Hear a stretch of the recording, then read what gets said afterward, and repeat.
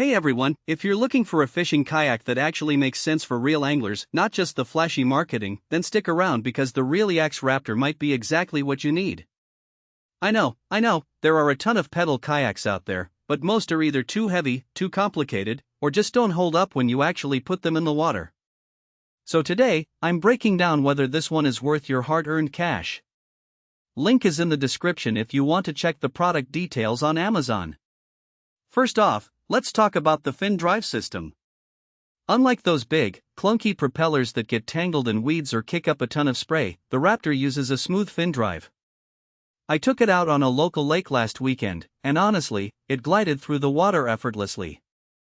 I was able to pedal for miles without my legs feeling like jelly, and I didn't have to worry about hitting a hidden log or branch and ruining a propeller. It's quiet too, which is a huge plus if you're trying to sneak up on fish without scaring them off. Another thing that really stood out to me is how easy this thing is to assemble and transport. A lot of fishing kayaks come in these massive boxes that feel like they're taking up half your garage, but the Raptor breaks down in just a few minutes. The seat, pedals, and storage compartments all come apart quickly, and it fits into the back of most SUVs without a problem. I live in an apartment, so being able to store it vertically in my closet is a game changer.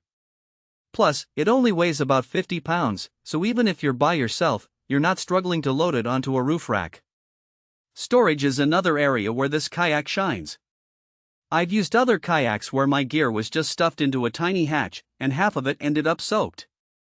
The Raptor has a large open storage area in the front and back, plus a dedicated cooler holder and rod holders that actually stay secure. I took it out with a buddy last week, and we fit 2 tackle boxes, a small cooler, and our fishing rods without any issues. The dry storage is also really well sealed, so even if you hit a few waves, your gear stays dry. Now, let's talk about the fishing platform itself. It's got a really stable, wide deck, which is perfect if you're standing up to cast or fighting a big fish.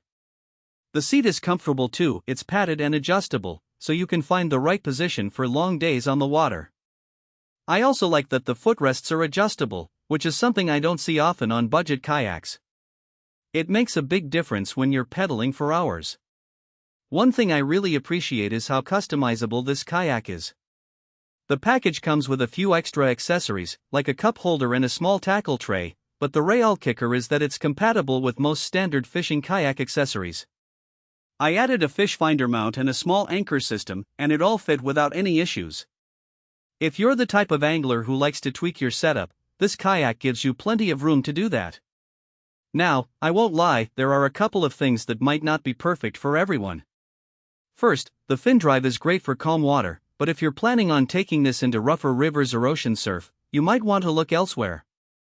It's not designed for whitewater or heavy chop, so keep that in mind. Second, while the storage is good, it's not as spacious as some of the bigger, sit-inside kayaks. If you're the type of angler who needs to bring a ton of gear, you might feel a little cramped. Overall, though, the Reel Yaks Raptor is a solid choice if you want a lightweight, easy-to-transport kayak that's actually built for fishing.